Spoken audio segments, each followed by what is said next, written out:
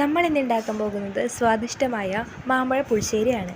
ആദ്യം അതിന് വേണ്ടിയിട്ട് കുറച്ച് മാങ്ങകൾ കുറച്ച് മധുരമുള്ള പഴുത്ത മാങ്ങകൾ എടുക്കുക. നന്നായി കഴുകി അത് വാഷ് ചെയ്ത് അതിന് തൊലിയൊക്കെ ചെത്തിക്കളഞ്ഞ് ഇതുപോലെ എല്ലാതും ഇങ്ങനെ ഒരു പാത്രത്തിലേക്ക് വയ്ക്കുക.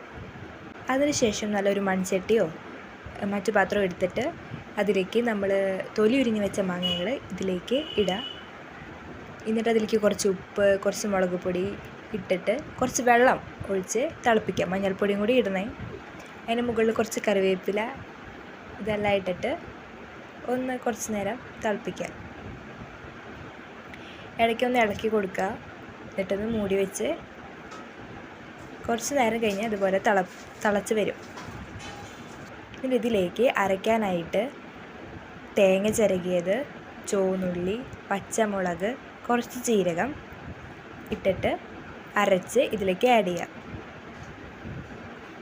എന്നിട്ടത് നന്നായി ഇളക്കി യോജിപ്പിച്ച് മൂടി വയ്ക്കാം. ഇതൊരു 10-15 മിനിറ്റ് കഴിഞ്ഞാൽ അത് നന്നായി തിളച്ച് വരും. ഇടയ്ക്കൊന്ന് ഇളക്കി കൊടുക്കുക.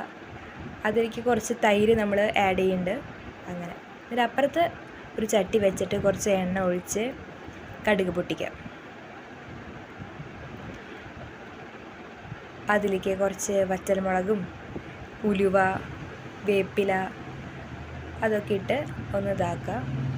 എന്നിട്ട് ഇതിലേക്ക് കാച്ച ഒഴിക്കാം. എന്നിട്ട് നമുക്കത് നല്ലൊരു പാത്രത്തിൽ സെർവ് ചെയ്യാം. ഒരു സ്വാദിഷ്ടമായ മാമ്പഴ പുളിശ്ശേരി റെഡി ആയിട്ടുണ്ട്. അപ്പോൾ എല്ലാവരും ട്രൈ ചെയ്ത് നോക്കാം.